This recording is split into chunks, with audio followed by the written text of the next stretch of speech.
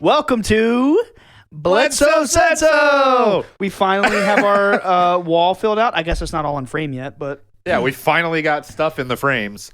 We're gonna have to lower everything and readjust, but we were just too excited. We had to get the frames filled. Yep. So now you understand why we've had empty frames on the wall for like 6 months now, or more. Yeah. We've been very patiently working on some lovely pieces. Yeah. So been working on the art. Today we're gonna talk about Occult Disney. Ooh, yes. Yeah, dude. So it's kind of like a timely subject because I was in Disney last week, as you guys know. Dude. And you went for like a week. Yeah, 4 days in the parks. That's did each park. And like when it comes to Disney, the one thing that always crosses my mind is the occult. Yeah. Like they've literally made their fortune on magic. Yeah. It's all magic. Yeah. So I wanted to start with like some Walt Disney conspiracy theories. Oh, dude, come on, perfect. Where's he buried? Where's he buried? I was going to say, Alex just got so excited. And I do want to go ahead and say for the listener, like, well, why were you in Disney World if you think he was like an occultist? Well, because it's metal as shit, dude. Yeah, it's dope. It's cool, yeah. It's dope. No, but in reality, I'm very aware of all the stuff out there. Well, set it straight, maybe, because we talk about occult stuff. This is what our show is about. Yeah. We talk about it all the time. We talk about it in a positive light. We talk about the positive aspects of the occult. Aspects. Yeah. So do you believe that like Walt Disney was into the darker aspects of the occult? Here's the thing about that. So I saw this in a documentary, and apparently when Walt Disney was making Disneyland, he was cut a $5 million check from the CIA. It's pretty clear that You might have told me that on the pod before. Yeah. Because we've driven by Disney a couple times, but that's wild. See, when you watch like the Disney documentaries, they always show him as this like amazing. He's this vision. He really was a visionary. Yeah. But like in his private life, he was apparently a pretty like messed up dude. Really? Yeah. Like how so? Just like really abusive to his staff and really like people who had like access to his records were, I mean, who knows if that's all true. It's allegations, but he was abusive to his staff and aggressive. He was kind of like an abused child, and he or not abused but like neglected. Oh, really? Really poor. I didn't know that. Well, yeah. I mean, fast forward to when he's 40 or 50, he's riding around on his toy train every day in his backyard. Like he was messed up in the head. Oh, damn. That's actually really sad. Yeah. So here's the thing. Puts a sad connotation on the whole thing. Now, probably the biggest conspiracy theory about Walt Disney that I'm not even really that particularly interested in. Alex, feel free to talk about this one, but the fact that he was like cryogenically frozen. Have you heard that? Yeah, that's got to be the biggest one. Underneath the Pirates of the Caribbean ride. Is that the That's running what thing? I'm reading right now. Oh, wow. In an effort, they're trying to do that so that when science comes to the point where you can bring people back, he'll be able to come back. Maybe that's what the $5 million check was for. No, it was to build the parks. Oh, dude, he was also approached by, it was either NASA or the Air Force, or it could have been the CIA, to make like UFO cartoons or something. Some sort of like propaganda. Like it's pretty obvious that Disney is literally the biggest entertainment company in the world. Right. Yeah, literally. It's currently the biggest media conglomerate. Oh my God, they own like everything now. They've been buying up networks like nothing. It would literally stand to reason that there's probably a heavy degree of propaganda being pushed through Disney. But like me, where I'm at with that, dude, I think like if you're aware of those kinds of things, it's like whatever. If you're aware of it, the trick doesn't work on you. Yeah, exactly. I like Mickey Mouse. I like the movies. Like they're really cool. It's like sure, maybe a small piece of the whole Disney picture has got some dark, twisted angles to it. Yeah. But like it's so much bigger than that. You don't have to subscribe to that, and like you don't really even have to pay attention to it. Like there's a trend in like the truther community, like I don't even listen to mainstream music anymore because it's like got all this dark subliminal messaging, and I'm like, I'm just living life, bro. That's me though, to be honest. It is. Alex listens to like 3 songs, and that's fine, and that's fine. And has seen 0 movies. But I have other people in the community who are like trying to tell me like, I don't want. Why do you watch movies like that? I've had people tell me that. I'm not going to say like names. Like I don't listen to music like that. You shouldn't listen to that. It's like, I mean, I enjoy it. Like it's not brain. I'm aware of the trick. I'm aware. We're above the programming. Yeah, whatever. Yeah. Right. Well, rule number 1 is to have fun. Yeah, you just got to live life. Exactly. I'm not saying like go, do blood sacrifice in the woods or anything. Of course. Yeah. Don't hurt anybody. I'm not saying do dark Right, practices. I'm right. just saying Don't like, hurt anybody. It's okay to enjoy pop culture and be aware of like subliminal messaging in there. I don't think there's anything wrong with that. Check this out. Walt Disney was allegedly a Freemason. Have you heard of that? I have. Yeah, totally. There's the whole like 33 Club with in Disney, right? In Disneyland, yeah. Disneyland. And so the thing about that is Freemason records are usually like publicly searchable, or at least by Masons, they're publicly really? searchable. Yeah. And no one has ever been able to prove that he was like a 33rd degree Freemason. But what they have proven, and this is just a fact, Walt Disney was an order of Desmoulins. So what Desmoulins is like the high school kid, like that young teenage age version of Freemasonry. Right. Kind of like children of Masons or young people interested in being a Mason. Right. He was an initiate into the Desmoulins order. He enjoyed it so much that he made Mickey Mouse a member of the Desmoulins. Where? In what? Just a long time ago. He said Mickey Mouse was part of it too. Whoa. Yeah. So there is a very real connection to Walt Disney and Freemasonry. It's just not proven that he's a 33rd degree. But dude, he has a 33 club. Exactly. I mean, it's a little too blatant. Yeah. I don't know that you could even like strictly prove like, oh yeah, here it is. Here's his certificate of Freemasonry. You know what I mean? Yeah. I don't know that you could prove that. Yeah. And me and Jenny watched one of the documentaries about the rides in the park. My sister recommended it, and it's called, I think, Behind the Attraction. And it literally shows how he regularly had like royalty, politicians, top movie stars coming and staying at the Disneyland Resort. Like that dude was connected. Oh, totally. I mean, I'm not one of those people who are like, Walt Disney, he's like, the most pure dude ever. Like I appreciate what he did. I think he was phenomenally genius, but he probably had some bones in the closet. Yeah, for sure. I think also even just the fact that he was so exorbitantly rich, it kind of put him into the elite. Yeah, and once you're there, you're there. You know what I mean? You're connected. My theory is that as far as pop culture is concerned, this is going to be a big claim. Okay. I think Walt Disney influenced the world than any single one person ever. As far as like pop culture, entertainment. I think that could very easily be argued. Yeah. Very easily. Dude, he came out with the first animated film, Snow White. Mickey Mouse is literally like a household iconic figure.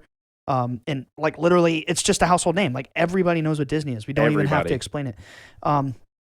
Now, the reason I think that is because the whole overarching like Disney franchise is intimately steeped in sorcery. You just started laughing out of nowhere. I don't know why. I don't know why. I don't know why you just started laughing. Sorcery. It's not because you're wearing a hat. I'm not. Because we're not. We're not Sorcery, wearing hats. The occult. We have to acknowledge it now. Damn it. We have to. We were going to try to go the whole episode. We had a dumb idea, a stupid gag idea like, dude, let's just not mention the hats at all. Anyway. Cut this out. Cut this all out. Damn it. I think Disney is so big in the first place is because of witchcraft, the occult, like those symbols hidden within the movies.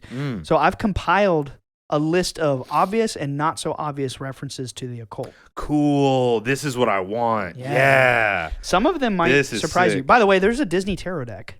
We were talking about that earlier. Right. It's called The Villains. And like it'll be like the hanged man is the snake from Jungle Book. We looked at pictures of it. There's like all the cards, but it's different Disney villains. It's pretty cool. I thought I might get it. Why not? Nice. It's cool. I have a Disney occult card deck, guys. Yeah, that's just cool. Yeah. I mean, tarot's already cool, but Disney tarot, that's badass. That's pretty crazy. So did you know that Disney made National Treasure? Like the Nicolas Cage movie? Yeah. Dude, that's literally a Masonic film. Yeah, beginning to end. It's basically like family-friendly version of Da Vinci's Code. Yeah. It basically is. It totally is. It's steeped very in occult. Masonic symbolism. Yeah. Oh, dude. Jenny told me this when I didn't even think about it. Oh. What is Cinderella's cat's name? Lucifer. Literally Lucifer. Dude, did you know...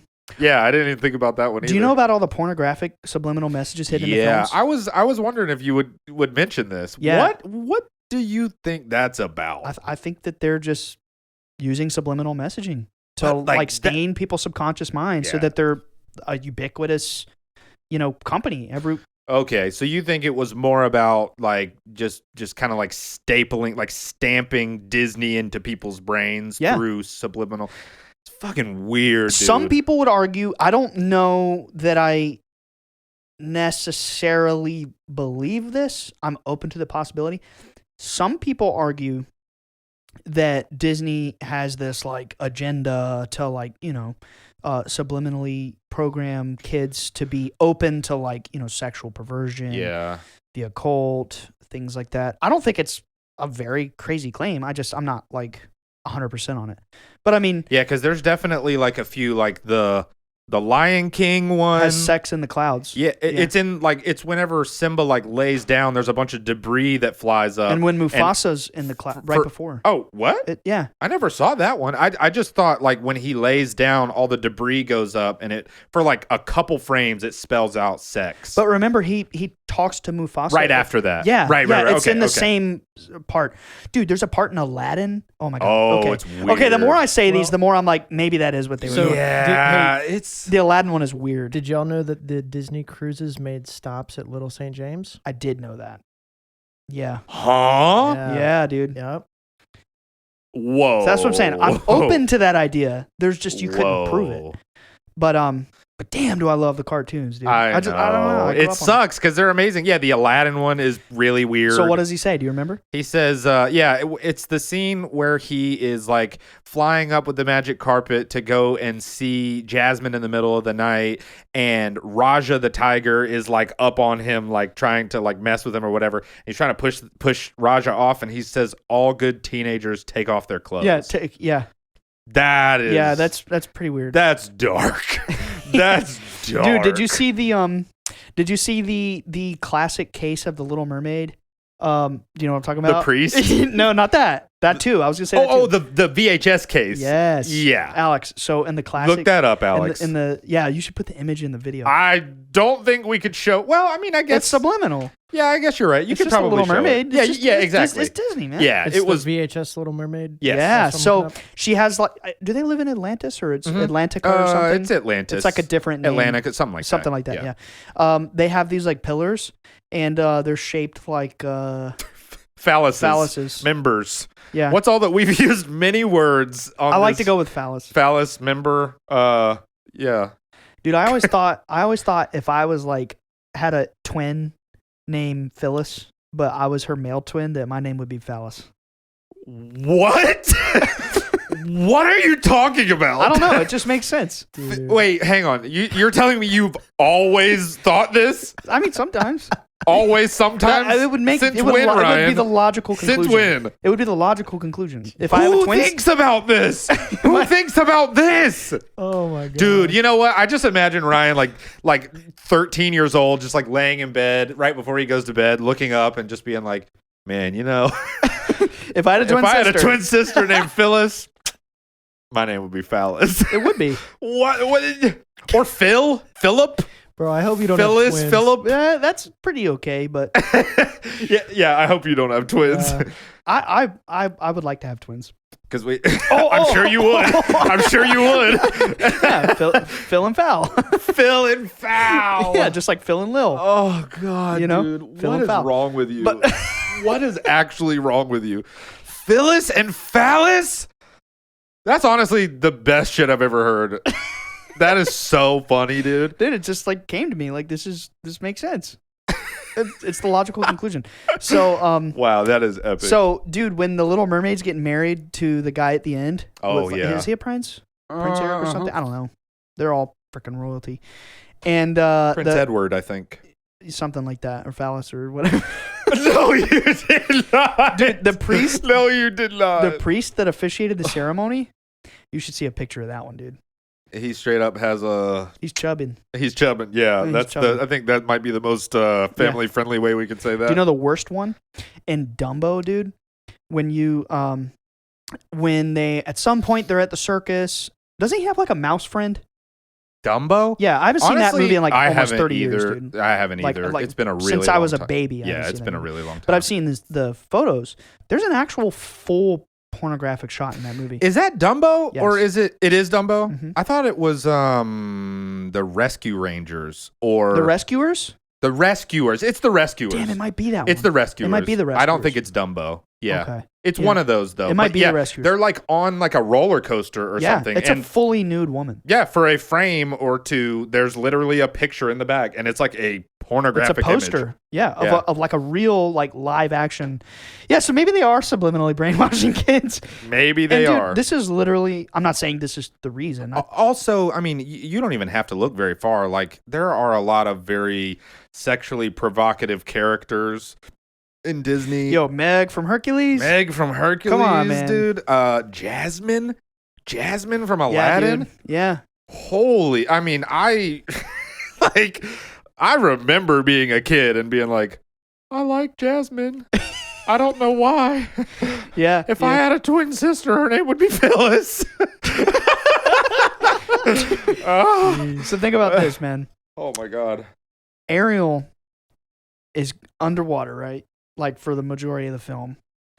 And Astute observation. totally irrelevant to what I'm about to say, but Okay. it just came to me. Okay. She's underwater, right? She's talking to Ursula. And she sells her soul to her Yeah. for material gain. Yeah. So that she can literally have legs. she literally made a blood soul contract with a witch. Come on, dude. She's Disney. literally a sea witch. She is a sea Yeah. witch, and she sells her soul. What are they teaching our kids, man? I know it's pretty wild. And if you think about it, they don't do that kind of shit anymore these days. I mean, there's definitely mystical, magical themes and stuff. Yeah. But I mean, I don't think anybody's selling their souls. And Did you know. see The Princess and the Frog? Yeah, yeah. But to be fair, that came out like a decade ago. Yeah, it was like 2009. Dude, there's blood magic in it. Yeah. There's literally like voodoo, demons dark coming out of demon magic. the spirit world. Oh, dude. There's some dark shit. Do you remember when do you remember at the end when the firefly dies Mm-hmm. and then he becomes a star? Yeah. Like how, well, I don't want to spoil it. I guess I've already spoiled it. Like what? Like a certain anime. He dies and becomes a star. Yeah. Oh, yeah. That's a theme. Yeah. And that's going to make sense later. Yeah. You know, what is the main Disney song? When You Wish Upon a Star? That's what I was going to say. What yeah. are the Masons The revere? Sirius. The blazing star Sirius. Yeah, Yeah. we're going to go into that a little later. I wanted to get through the references first. Yeah. Princess and the Frog. And what- this isn't all of the weird sexual references either. There's more. Oh, yeah, I'm sure there are. Yeah. Princess and the Frog has blood magic, demon conjuring. One of Aleister Crowley's big quotes is, which I'm going to be honest with you, I think it's true. Stop. Let me give an opinion on Aleister Crowley. Okay. Yes. Aleister Crowley. Probably important. He's a very sick individual, but I think I stated this when we were talking about Baphomet's honks. In the Harry Potter episode, how like you have to understand there's one truth, right? Like we talked about this Egyptian, the Hermeticism, and these groups who think that they're better than everybody, they think that they like deserve to have this like elitist understanding of the natural law of reality and the occult. They use this profane, shocking imagery to conceal their like the knowledge that they've learned through transmission of thousands of years of very tightly knit occult groups. Yeah. And they don't want me and you, the sheep, the profane, to like get into the mystery. So Right. they use this vile imagery. And when you decode that imagery, a lot of the time it's really not as vile. You know, like we talked about the Baphomet. It's a disgusting image. Right. Yeah. It's a disgusting, pretty vile. Like I don't vibe with that. But you know, Not the vibe. but the core meaning behind it in reality is just as above, so below. Duality. Mhm. You know, everything is dual. And I think that Aleister Crowley is one of those occult provocateurs. Mm. How he like had an obsession with particularly young boys. He wrote about that in his own books. He was a sick individual. I don't think I knew that. But it's in his own writing. Ugh. Yeah, he as a matter of fact, one of his quotes was, "The prime subject for sacrifice is an innocent 8-year-old male." Yeah, he said that in one of his books. And you know what's the messed up That's part? sick. There's people all over the internet who are like upset, like, "Oh yeah, I'm into Thelema." That's his religion. He started a religion. Right. Yeah. But like that, here's the thing though. Like some of the stuff he's saying has an overlap with Right. yeah, so I just don't believe in throwing the baby out with the bathwater. Just because he's, you know, this disgusting figure that to me, a logical, rational person doesn't mean that everything he says is not true.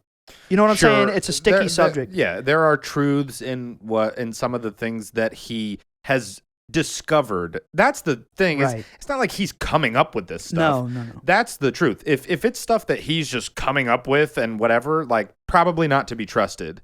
Yeah. It's just that he happens to have discovered a lot of these occult and esoteric truths, and so he's sick and crazy and he's a depraved, bad guy, a very, very, very evil, bad guy, evil person, very bad guy.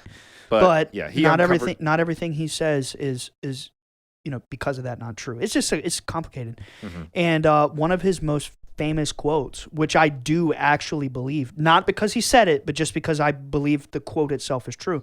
His quote is, "You are a star. Every being, every soul is like." A microcosm of the celestial stars. Yeah, I mean, it's true.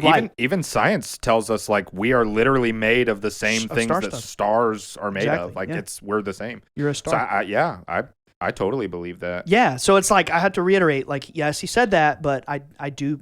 Dude, don't they say in Lion King, when they're, like, laying down, looking at the stars, doesn't one of them say, like, I always thought that it was like the souls of everybody who came before us or something like that. They were talking about what the stars are. Yeah, and then one of them's like, aren't they balls of gas or something like that? Yeah, aren't they balls of gas? And another one's like, I thought they were fireflies stuck in a huge net. I think one of them says something. I could be making this up. Yeah, no, they do have that conversation. I don't remember what they say. Yeah, I don't remember. I could be mixing things, but yeah.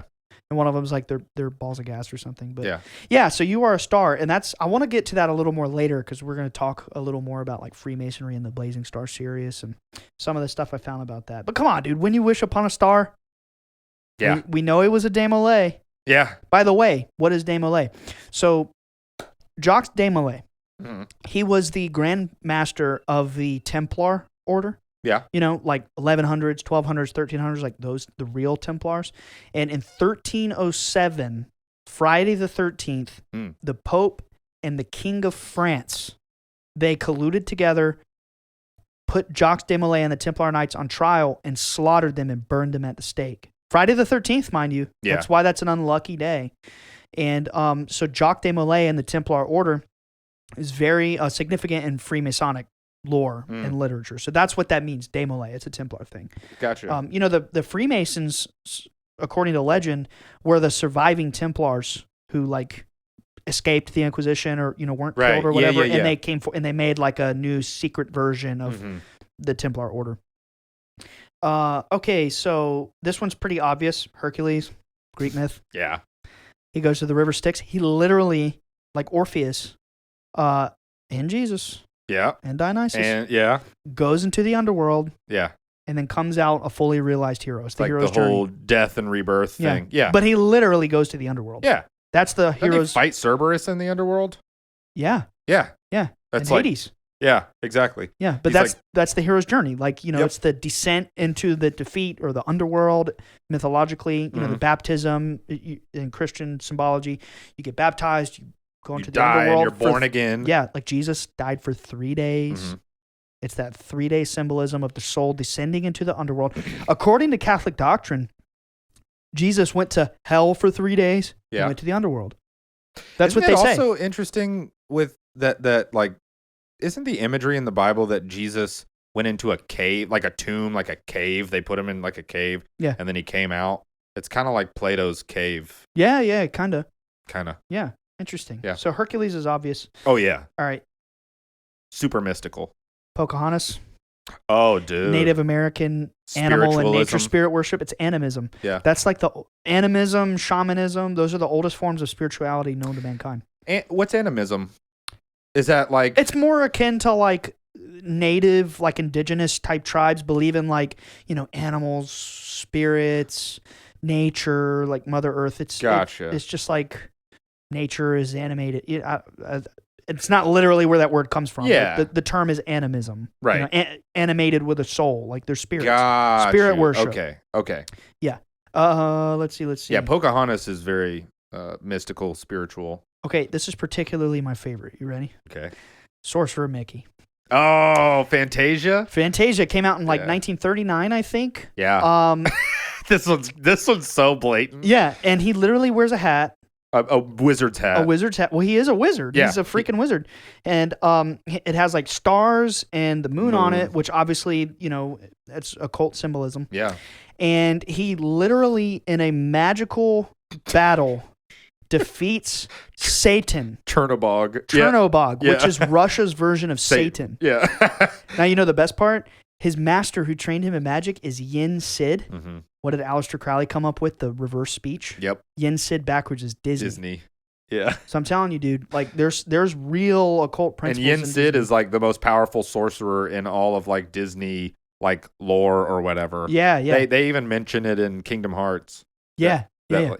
Doesn't he basically like train you in Kingdom Hearts? Like, yeah, not he physically. trains everybody. He's in all 3 games, right? Or at least 2 and 3. He's in most of the 9 games that are out. He's in the majority of them. Now, I want to be clear. I'm not one of these like satanic panic preachers saying like they're pushing the devil on us. No, I think it's awesome that the occult is in these cartoons. Yeah, I think it's so cool. Yeah, it's cool. And all I guess we're encouraging is like don't shy away completely from it because it's scary or it's not scary, but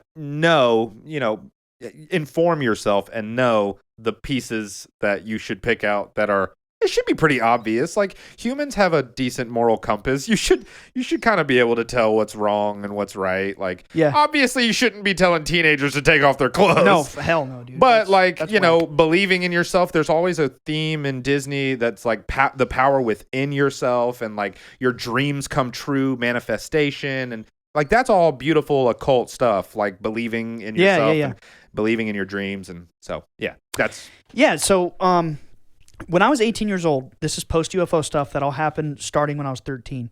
But when I was 18 years old, I haven't talked about this yet. This is a great episode to have this conversation. I was in a fraternity for 1 year of college, and I did not know it until much later, but it was actually a fraternity created by Freemasons. Yeah. And all of the symbolism was Freemasonic. I might have talked about this on the pod, but I don't think so. No, okay. I don't think we have. So, dude, at 18 years old, I went through a fraternity ritual that was heavily crafted by Masonic symbolism, and I had no clue. I thought it was just like a college thing. What? Yeah. You can talk. We got to practice looking at the camera. Just saying. That's why I was pointing at. Oh. You can say it. You can talk. You're on the show. Yeah, I know I'm on the show. Alex. I'm not on the camera though. My life's easy. Hey, Alex. We'll get there. But yeah, so I went through a We like looking at each other, okay? Yeah. Hey man, I know. I'm just here to do. I'm doing my job, man. Okay, thanks. Okay. I went through a borderline Masonic ritual. I'm talking like I can't go through the details because if anybody heard that, they could sue me or whatever. I did have to sign a contract, but it's nothing. It was nothing nefarious. It was nothing like this is a cult. Like I would have never known that until I did the research. It was actually a lot of. So at the time, you had no idea. No. I thought it was cool. Yes, there were like robes and there were like candles and togas and shit, but it was pretty harmless. Like it was nothing weird. Well, I mean, it was weird. Right. But it was nothing like this screamed like evil to me, Yeah.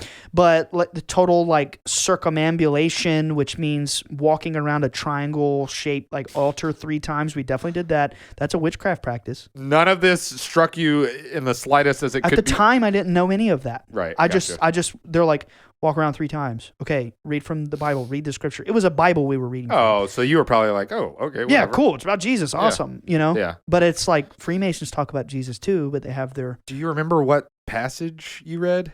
Yeah, but I can't say. Oh, sure. Yeah, okay. But it was like, yeah. I'll give you a hint. One of them was from the book of Luke. All right. We'll talk about it. Yeah, I can tell you later. Okay. But again, it didn't seem anything nefarious at all. And I just thought it was funny thinking back on it 10 years later. I'm like, oh my God, I kind of like a little bit went through a Masonic ritual. Yeah. Yeah. And that's wild, dude.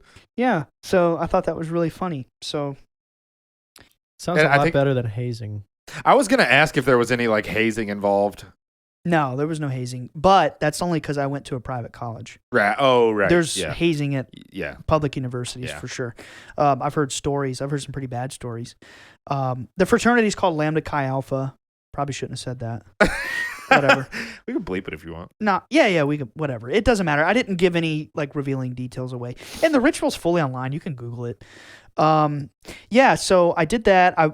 And after that ritual my freshman year of college, and again, it was nothing like spiritual. It was just like a college frat going through, it's like a play. Yeah. It's just a play. Yeah. But there was some death and rebirth parts into the play. Really? Yeah. With like coffin and everything. Anyway, so I started finding out for the first time what Freemasonry was, because there was a higher level of the fraternity called the Inner Circle. And and you would have, like fraternities are totally businesses. Like they have a whole corporate structure and everything.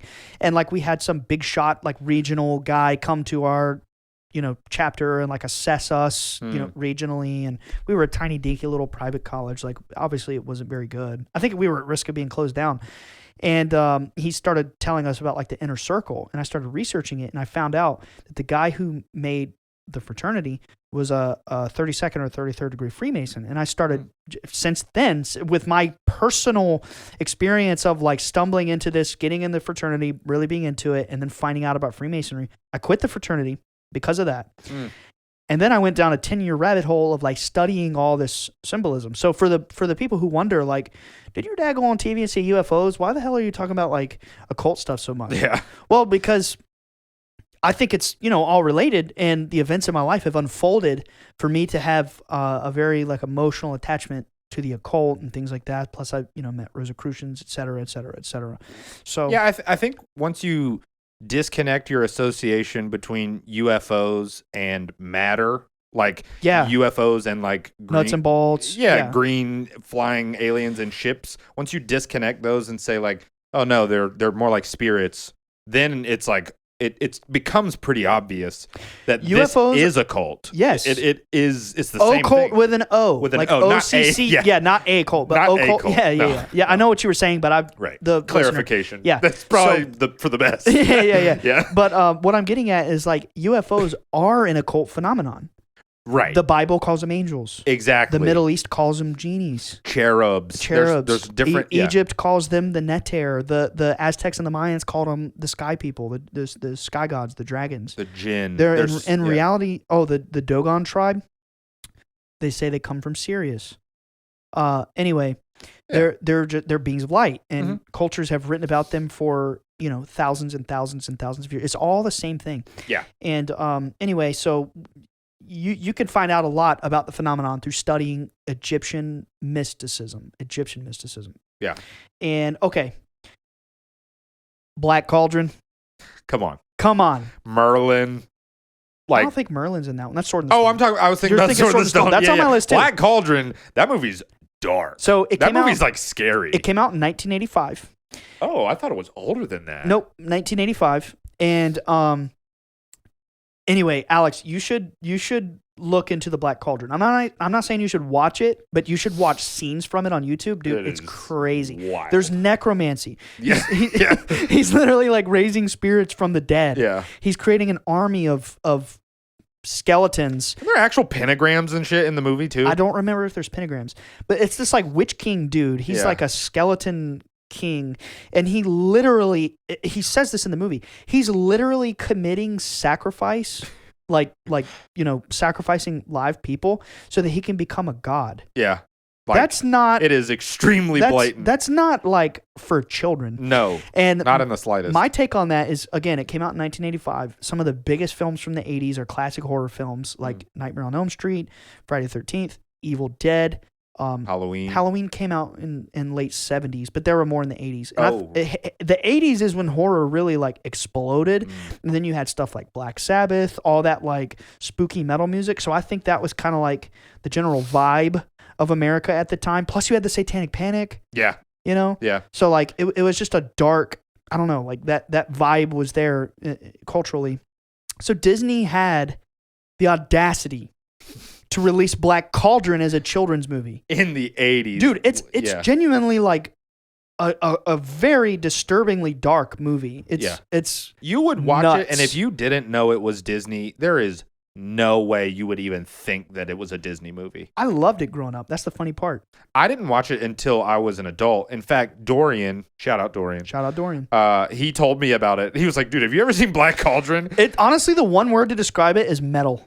It is metal. It's metal, dude. It's black metal. It is like black metal. Yeah, it's like death metal. Dude, that is a dark movie. I love it, dude. I used to Yeah. binge it growing up over and over and over. That's probably why I'm like horror movies. They've got it rated PG.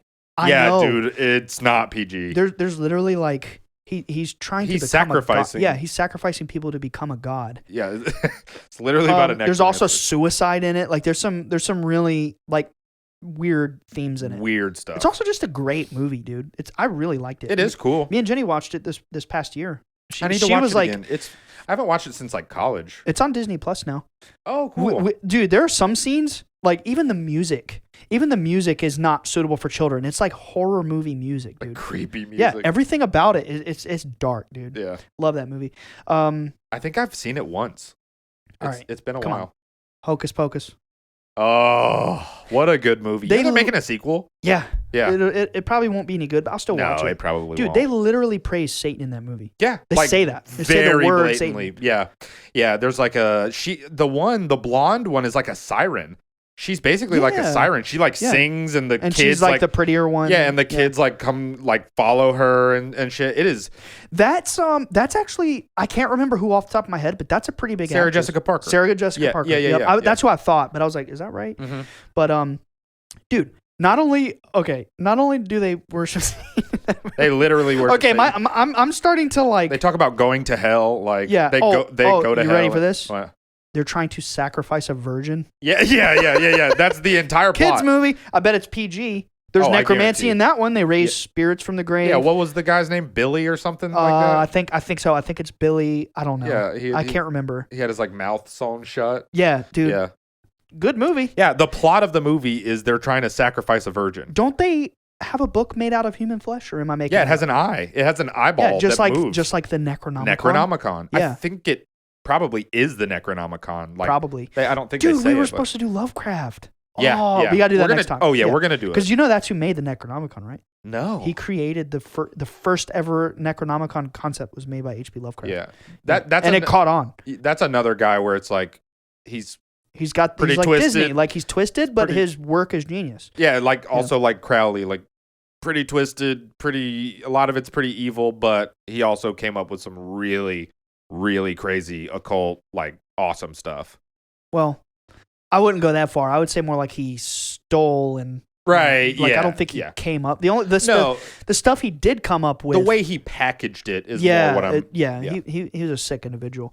Yeah. But, I would never defend him. No, I just want to make a statement that he, not everything he says is just not true. For sure, and that's true with just life in general. Yeah. But Hocus Pocus, dude, Sword in the Stone. That's Merlin, Arthur. King Arthur, the sword and the stone symbolism, also related esoterically to the hammer of Thor. Like someone, or he's Arthur is considered like Thor, like Jesus, like, Krishna. He's like a messianic figure that's not in the Disney movie so much. No. Because he doesn't pull the sword until the very end. But that's, again, very like Masonic, Templar, Holy Grail tradition. Side note, we watched The Green Knight together, right? Yeah. What a good movie. Honestly, I did not expect the ending. Really? No. I didn't expect it to go that way. I don't think I did either. Yeah, I don't think I did either. It was just a beautiful movie, and yeah, it was great. So if you're into Arthurian myth and stuff like that, like Sir Gawain in The Green Knight. Gawain, Sir Gawain. Gawain in The Green Knight. Yeah, that's movie's that's awesome. what it's based on. Yeah. Okay, Lion King. I'm kind of reaching here, but Circle of Life, reincarnation, nature. Yeah, like the microcosm and the macrocosm. Yeah, like the theme of the movie is the cycle of nature. It's like it is it's microcosm, macrocosm. Yeah, it's like subtly about life and death. It is subtly. I wouldn't say it's subtle. His dad dies, and then he sees a spirit in the clouds, and what does he say? Remember who you are. Remember who you are. I love that scene. It's pretty good, James Earl Jones. Thank you. Give me a Darth Vader. Hey, join the dark side, Luke. That's your Barack Obama impression. Oh, that's right. Yeah, that's right. Yeah. That's right. Come over to the dark side. We are good. I'll take it. All right. Anyway, yeah. So he sees his father's spirit in the clouds, and so cool. That scene is iconic. Rafiki gives him like a whole little like psychedelic journey with the squash banana. Yeah. Dude, I love Rafiki. He's cool. He was always, when I was a kid, he was my favorite part of the movie. Sage mentor figure is always goofy. He's kind of like the Green Man, like Yoda, character. like Green Man. Yeah, I never realized that till just now. I didn't either. And he's a shaman. Hot take. He's a shaman. Yeah, he's literally a shaman. He literally like mixes alchemical shit in a bowl and like spreads it over. Dude, he does a spell. He blows a powder in his face and he goes. Doesn't he have like a psychedelic vision? Remember like he found out Simba was alive through doing like an alchemical spell. Yeah, he literally did this shit and put it on the thing, and he's like, Simba's alive. I didn't even put that together until now. Yeah, no, he literally does a spell. I didn't think about that. That's wild. He's like a real shaman. Yeah. That is crazy. He has a staff. He's a staff with the little fruit He's on definitely it. a shaman. That's so cool. Okay, this one you might be... Okay, the more I read these, the more I'm like, maybe they are trying to pervert the minds of children. Yeah. It's okay, you ready for this one, man? It's pretty blatant. You ready for this one? Oh, God. Peter Pan. Yeah. Peter Pan plays a flute. What does he do? The Pied Piper. He's like the Pied Piper. Yeah. But what does he do? By playing his flute, he's leading boys through the woods. Now, there's nothing nefarious in the film, but what does that sound like? And little girls too, with Wendy. Yeah. What does that sound like? Pan, the Greek god. Yeah. He plays his flute. Peter Pan. Yeah, Peter Pan. Pan is a Greek god figure. He's a goat head, which is where a lot of that goat symbolism comes from as well. Pan. Yeah. Also known as the goat of Mendez. Like, like on the pentagram. That's what, how if you take the 5 points of the star, you can put a goat's head to it. Right. It's a popular symbol. It's Pan. It's like the ears or the horns, the ears, and the mouth. Ears, and the beard. Yeah, the slash beard. mouth. Yeah. Gotcha. And anyway, so they call it the goat of Mendez, but it's also based on like Pan. And Aleister Crowley, again, sicko. Yeah. He writes poems to Pan. He's obsessed with Pan, and one of his worshiping like chants that he would do is I-O, the letters I and O. He would do some sort of like rhythmic chanting like I-O Pan or E-O Pan. And what he's doing is he's taking the I and the O vowels, but what they esoterically mean is actually Isis and Osiris. So he would do these kind of like Freemasons teach this too, how a certain like sounds you make with your mouth have a certain frequency that can get you into altered states of consciousness. Like, what's the most common one everyone knows about? Om. Yeah. Yeah, they do that for a reason, not just because it's a tradition. Like, they believe it, gets you to an altered state of consciousness. Those ohms are chanted at sacred frequency, like notes. They suggest that it's 432 hertz. I don't know how that could be proven. We could easily prove it. Yeah, I'm not an expert. I don't know, but they say that Om is the body making 432 hertz. We should look it up after this. We should. I want to figure it out. I would love to figure that out. That'd be easy. But yeah, so that's a thing when you get into really deep levels of esotericism, that they have these specific little like sacred chants that they believe alter your states of consciousness, and that was Aleister Crowley's main one was EO or IO. And Pan. Pan. System of a Down. Oh, yeah. You know what's funny? When you said EO, I wonder if there's a connection between IEAIAIO. Yeah. You think so? IO, dude. I always thought it was, I heard a rumor that it's the vowels from the word idealization. IEAIAIO. It's like the song is about idealization. I don't know. We should look into the lyrics and think about that. And we light up the sky. Yeah, maybe. I don't know. It's a good song though. Yeah, it is. Very good song. System of a Down is one of our favorite bands. Oh, dude, yeah. Peter Pan is literally like leading like children away from their parents by like playing a flute. Remember, he has a shadow side. He has a shadow side attached to him. Got a little fairy, so obviously some like mystical, spiritual, occult vibes. Yeah. Now, I don't want to say the word on the show, just because. But what Pan does, I'm just going to say this in a very sugar-coated way. Very sugar-coated.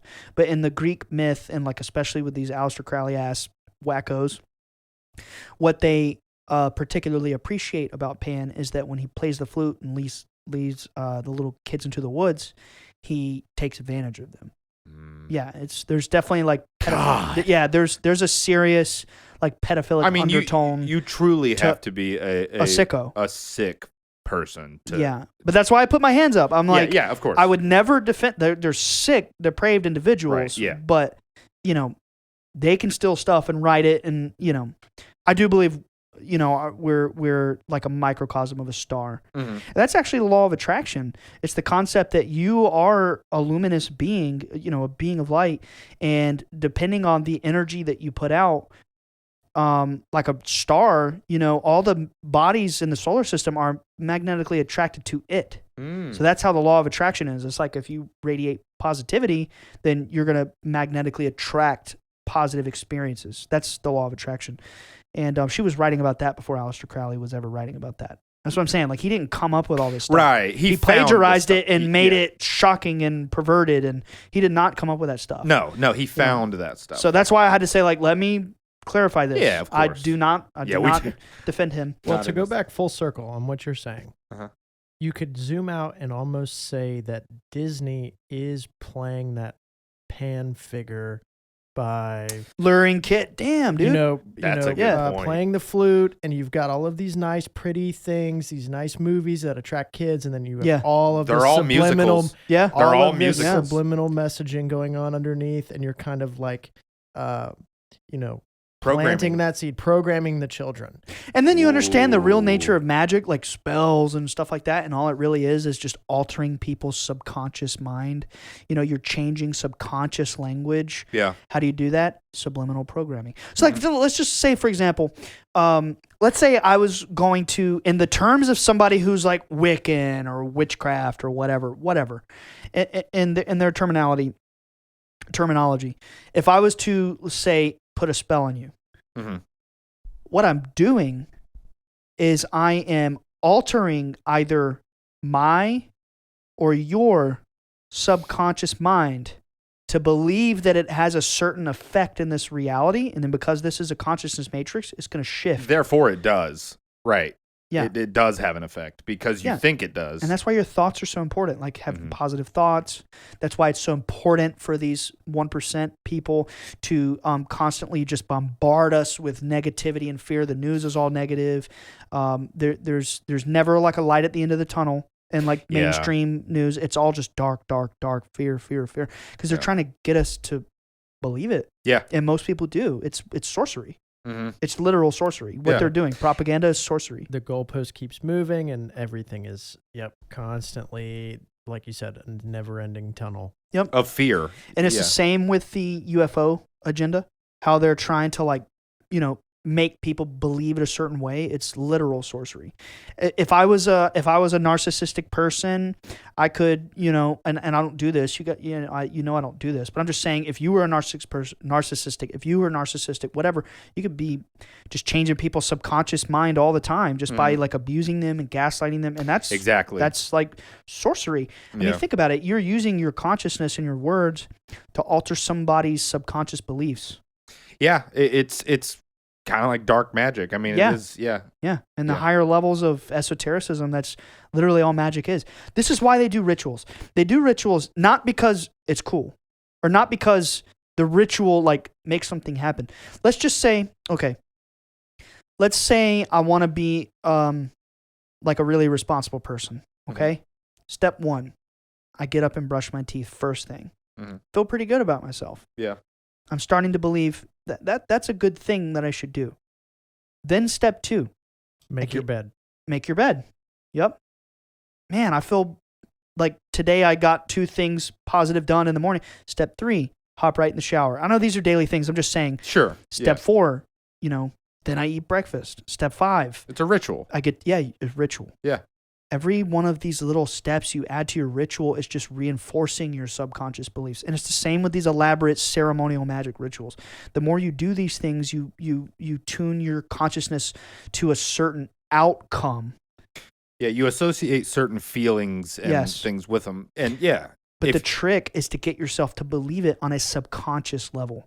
Meaning not just, I believe it. You say it all day. It doesn't mean you believe it. Right. That's why these rituals really work, because the more they do it, the more, ticks off the list Yeah. That They Right, make you believe it, it's and causing therefore you to it's real. believe it more and more and more. Yeah. And that's the dangers of getting into the dark occult, because people go crazy. I personally know people who have gotten involved with the occult, like dark occult. I've never ever in my life practiced any sort of like dark occult stuff. I'm all like we're not about meditation. that. No, I'm not about We're that. not about that. You know, grew up with beings of light and shit. I just like reading about it. I know people who have gotten into dark occult and ruined their minds. Oof. Yeah, I can attest to that. Yeah. Yeah, Go crazy, paranoids. Not just reporting, not me. Yeah. Christopher Lee, Yeah. Saruman, he said the same thing. He Yeah. said like dark occult magic, it should not be messed with. Like, don't go down that path. Like, do not go Causes down that path. nightmares and terrors, and like I've heard stories my whole life. So that what is dark occult and what's light occult? How do you define that? Well, I all gotcha. occult just means hidden, right? Yes. Yeah. So white occult or high whatever. I don't in this context I don't like to say magic, because I feel like the people behind the screen don't like fully know what I'm talking about, you know? But yeah. like white occult or white magic or whatever is just any sort of technique to alter your consciousness in a way that benefits other people in a positive way. Mm-hmm. Or you could summarize that as service to others, Mm-hmm. right? And then the inverse of that, the dark side, the left-hand path is what it's called, is service to self. That's like black magic. Yes, like, I'm trying to alter my consciousness because I want more money. I want to better this. I want this particular outcome. I want that person to be hurt. I want, selfish material gain. Yep. So I want to chime in here real quick and just say something that I learned. I've been in some, I guess, corporate training the past 2 days. Something that resonated with me. It's actually a quote from Nick Saban, who is the Alabama football coach. Super great coach. Super like Roll Tide. Roll Tide. Exactly. This is not an endorsement. No, well, I'm a fan. Roll Tide. Sports ball. Do you pray to receive blessings, or do you pray to be a blessing? Mm-hmm. Service to self, service to others. Exactly. Yeah. Yeah. I've been in that mindset over probably the past year or two. Is like the only thing I want to be. If there's one thing I want to be in the world, it's a good person to other people. Yeah. I beyond that, everything else is extra. I just want to be good for other people. Right. You know, shine like a star. Yeah, I think relationships are the greatest wealth, and the way that you nurture those things is by being good to the people around you. It's the only real wealth. It really is. It's the only you can't take anything else with you. All you can take is connection. And it's the only thing that you can give truly abundantly with no leave ending. here. Is the connections and experiences with other people. Yeah, I think Jim Carrey had this saying, or somebody, that like basically if good memories of you, like if you die and good memories of you live in the people that you loved, then you're not dead. Have you seen Coco? Wait, did you just say if? Yeah. If you die? When you die. I mean, like, yeah. That's what Coco is all about. Remember me. Oh, man. That's a good movie. It's a good movie. I didn't even think There's to write that one one. down. Yeah. Sacrifice. Oh, yeah. What's dude, I was just in Disney World last week. It's all about spirits, the whole movie. Yeah, it's literally spirits. Yeah. But there's a quote, what is it? Seize the moment. What did he do? He freaking sacrificed his best friend, and then he became world famous. Yeah. His sacrifice. Literally. Like the main antagonist. Yeah. Yeah. He's okay. Last one. It's my second favorite, and we've talked about it like probably half a dozen times on the show. Donald Duck Goes to Mathemagic Land. Oh. He literally goes back in time to ancient Greece, meets the spirit of Pythagoras, gets a 5-pointed star like tattooed on his hand. Yeah. Well, it's not. It's just the star. It's just the star. Okay, gotcha. Yeah. Which would be known as a pentacle. Which, by the way, when Jesus is tempted by the devil, do you know that part in the scripture in the New Testament? Yeah. He sits on top of a pinnacle. Satan does? No, Jesus does. Jesus does. Yeah. Oh, gotcha. Yeah, he sits on a pinnacle, and then Satan appears and tempts him with all the riches in the world because he's like fasting in the desert for 40 days. Just saying, man, 5-pointed stars aren't evil. It's just the way it's right, presented. But anyway, so he meets the spirit of Pythagoras and gets initiated into his mystery religion. That's on the nose. And then he learns about the 5-pointed star and the sacred geometry and everything. I have to watch that. Dude, it's like 30 minutes. Yeah, You really we should. should watch it. Sure. I would Yeah. love to. We need to. It's really good. I gotta watch it. Yeah, one way or I another. saw it in a religion class in college. That's wild. Okay, so I wanted to end with like a quote about just Freemasonry in general. So there's a dude named Albert Pike. Okay. Now the thing about Albert Pike, this is I'm not trying to get like political or whatever. I'm just going to do a drive-by on this so you can understand the historical implication of this. But it is alleged. I don't have any proof of this. It's just been alleged that Albert Pike was the one of the founders of the KKK. Now, the reason I say that is because he was a 33rd. Right. Yikes. Now, I say that because he was a 33rd degree. He was like a grandmaster or some I don't know the specific rankings. I don't care that much. He was a very high level initiate of Freemasonry. Mm-hmm. He's like one of the most important historical Freemasonic figures. And again, I'm just driving by here, but if you look at the KKK symbolism and the Freemasonic / Templar symbolism, Mm-hmm. it's the same thing.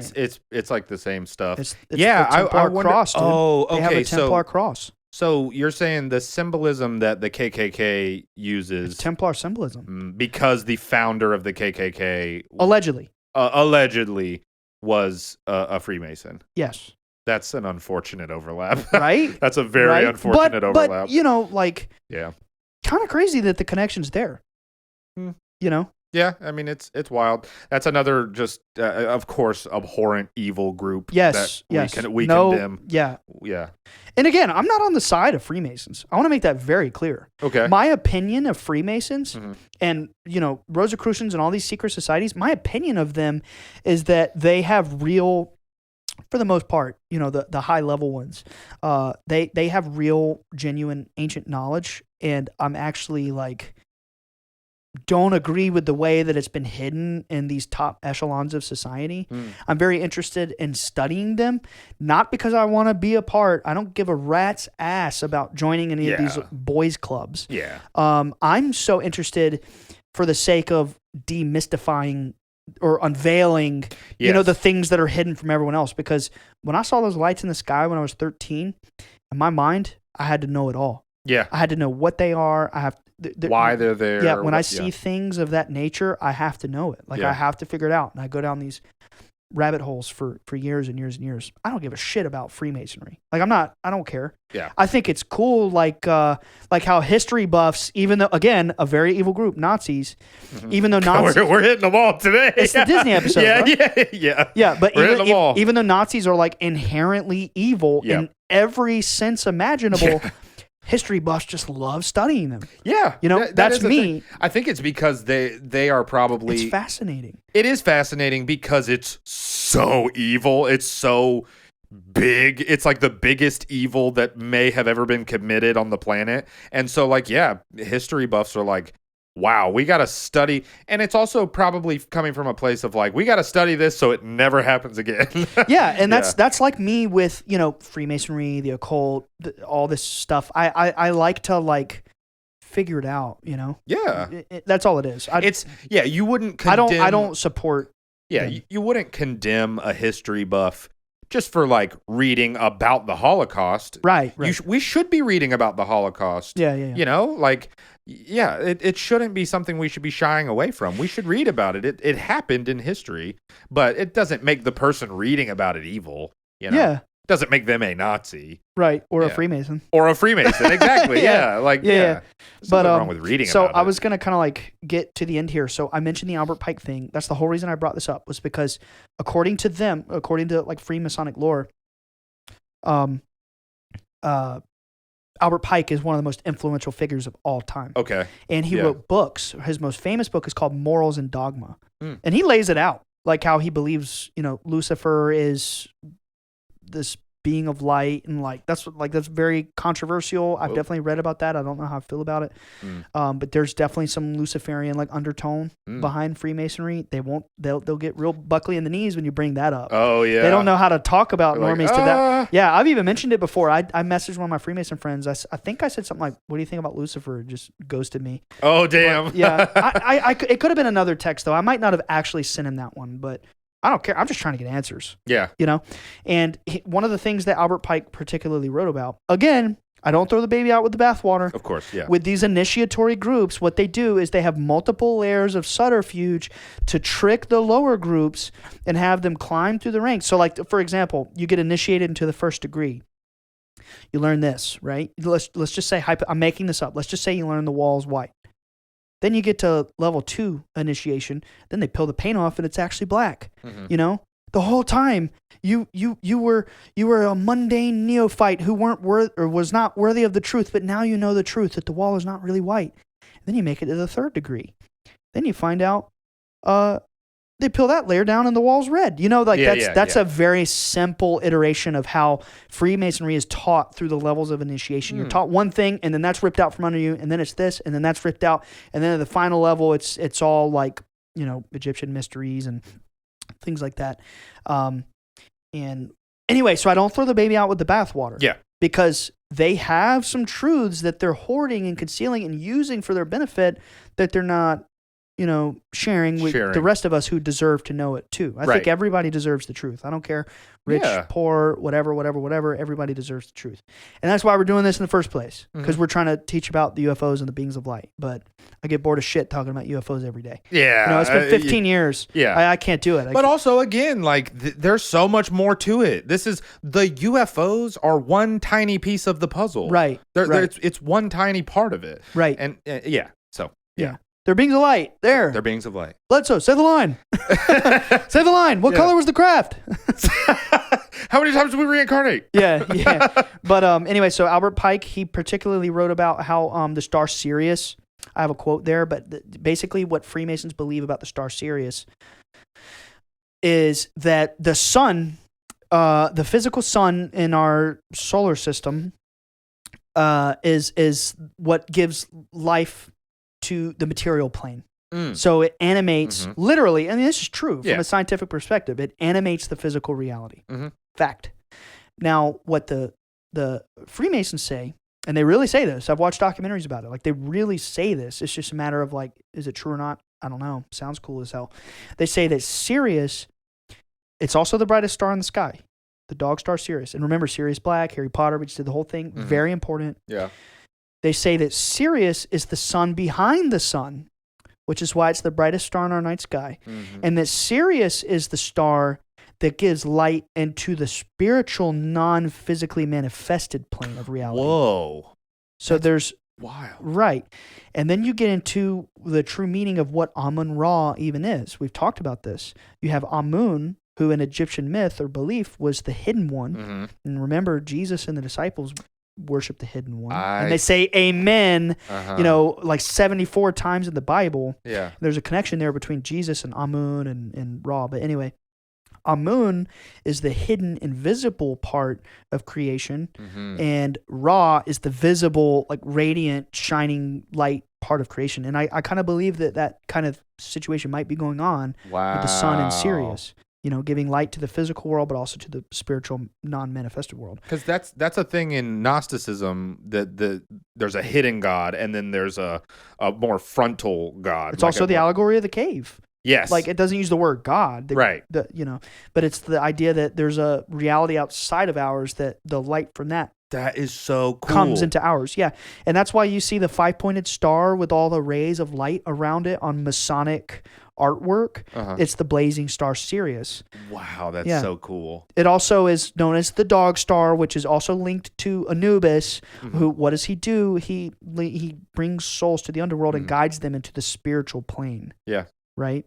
And anyway, the most famous Masonic art with the blazing star Sirius is the one with the pillars. I think it's Boaz and Joaquin pillars, and there's a staircase going up really high, and there's like a gateway, and in the gateway is the blazing star Sirius. To me, what that means, you know, you're ascending up into the spiritual realm through Sirius. I don't know. I mean, I really don't know. I'm not freaking initiated. Speculation. Yeah, speculation. Yeah. I'm not an initiated Freemason. Right. The Egyptian calendar system was based on the heliacal. This is historical. The Egyptian calendar system was based on the heliacal rising of Sirius that occurred just before the annual flooding of the Nile during the summer. The star's celestial movement was also observed and revered by ancient Greeks, Sumerians, Babylonians, and countless other civilizations. The Dogon tribe, who we could do an entire episode about, were an ancient 5,000-year-old African tribe, and they're still around today. Mm-hmm. Now, in terms of at the time, 5,000 years ago, that's a long time ago, dude. Yeah. Like, it wasn't really advanced civilization at that time. A lot of like agrarian tribes and stuff like that. The Dogon tribe were extremely spiritually advanced. Spiritually advanced. They came up with concepts that are now in our lifetime, in our generation, being proven scientifically. Like, dude, 5,000 years ago, they came up with a diagram, like a little symbol that we now in science call a half-spin particle. What? Yeah, they were writing stuff that was thousands of years beyond their scientific understanding. And what they claimed back then, and they still claim it today, there's documentaries about them and everything, that they would communicate with these beings of light who come down from Sirius, but only the priest, well, they wouldn't use the word priest, but only the elder of the village would be able to see them face to face because it's physically taxing on the body. So not every, who does that sound like? My dad? Whoa. He got rheumatoid arthritis after being face to face with the beings of light. That's what the CIA said was potentially what was causing his rheumatoid arthritis. And a bunch of people told him not to go near them. Yeah, the NASA people, they said, don't touch them, don't go near them. Right. But, you know, I don't know. I don't know about that, but that is what they speculate. Anyway, so like the Dogon, they say that these beings come down from Sirius and they gave them all this advanced information. They've had the information for thousands of years, crazy stuff. They had like advanced spiritual knowledge about like how there's a twin spiritual world. Again, 5,000 years ago in Africa, indigenous tribes. And they had this complex reasoning behind how our material world is the, they wouldn't use the word manifested, but for lack of better words, it's the manifested world that is like you are a being that is not fully conscious, but you have the ability to act upon this reality. Like we can do things and there's a cause and effect. And then beings that live in the twin spiritual world, again, according to Dogon, they say there's a twin spiritual world with beings that are fully conscious, they're fully aware, but they don't necessarily have the ability to act at will upon our plane. Sounds so it's kind of like angels from the Bible. That's what it is. Yeah. And now what the Dogon said 5,000 years ago was that the way that these entities who come from the twin spirit world, again, emphasis on that they're twin realities. Yeah. That's also a Hindu parallel concept. thing. Yeah, parallel, the spiritual and the physical. That's what they say they are. It's the spiritual and the physical. And the way that the beings from the spiritual world interact with us, they said that they move at such a fast vibratory rate that when we experience an encounter with these spiritual entities, that it appears as, they wouldn't have this word, but it appears as like synchronicities, like events happening around you that like deja vu, or like an animal running across you that's not normal. They can, for lack of better words, possess animals. They don't, like spirit possess them, but they can manipulate animals. Yeah. Because animals are like perfectly in tune with nature. Right. They don't have all the issues and the problems that we have. The blocks. Right. Yeah. They don't have judgment of other souls like we do, which holds us back. That's a pretty big hint right there. So the last thing I wanted to read is, this is an actual quote about the blazing star Sirius from Morals and Dogma. I don't have my glasses on, I'm sorry. To find in the blazing star of 5 points an allusion to the divine providence is also fanciful. And to make it commemorative of the star, it is said to have guided the Magi. It is to give it a meaning comparatively modern. Originally, it represented Sirius, or the dog star, the forerunner of the inundation of the Nile, the god Anubis, companion of Isis in her search for the body of Osiris, her brother and husband. Then it became the image of Horus, the son of Osiris, himself symbolized also by the sun, the author of the seasons and the god of time, son of Isis, who is the universal nature, himself the primitive matter, inexhaustible source of life, spark of uncreated fire, universal seed of all beings. It was Hermes also, the master of learning, whose name in Greek is that of the god Mercury. Hermes Trismegistus is. Again, Masons are very much into Hermeticism. Right. Remember I told you they get giddy? Yeah. That's how I learned about it, was studying Freemasonry, and I stumbled on Hermeticism. But again, Hermeticism is not a group. It's a belief. It's a knowledge. Like a thought it's system. not a group. Yeah. It's not a group. Mercury. It became the sacred and potent sign or character of the Magi, the pentalpha, and is the significant emblem of liberty and freedom, blazing with a steady radiance amid the watering elements of good and evil of revolutions. What the hell does that mean? Yeah. And promising serene skies and fertile seasons to the nations after the storms of change and tumult. Albert Pike from Morals and Dogma. And then the last part of it's one more little one-sentence quote from that book. The ancient astronomers saw all the great symbols of Masonry in the stars. Sirius glitters in our lodges as the blazing star.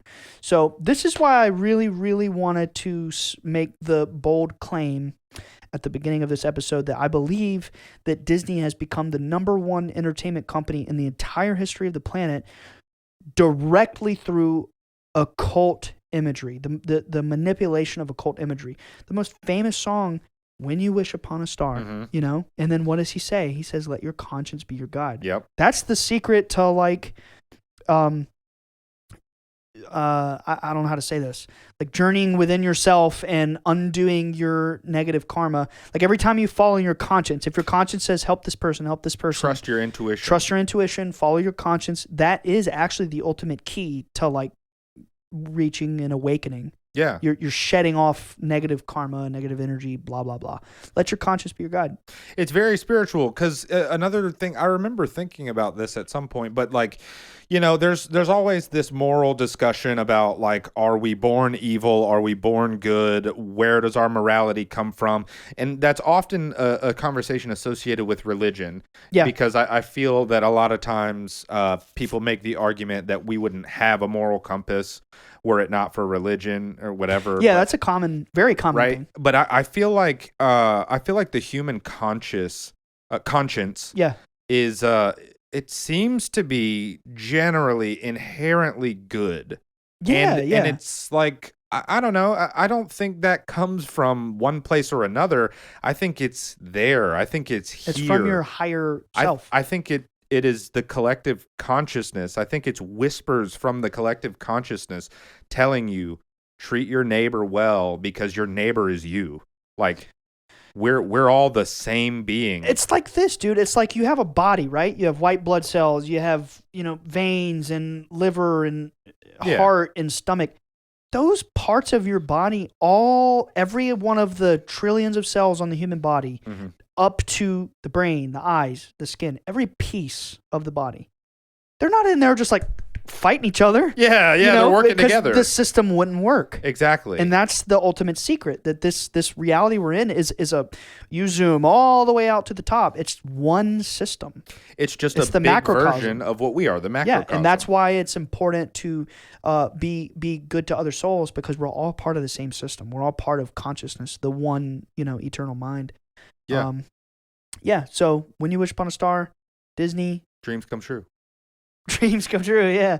I don't know about that, but, That's the song. When you wish upon a star, makes no difference who you are. Anything your heart desires will come to you. Like your dreams come true. Do I look good? You look great. Look at the camera like that. Okay, right. 4 eyes. Ready? Yeah. 1, 2, 3. Bye, guys.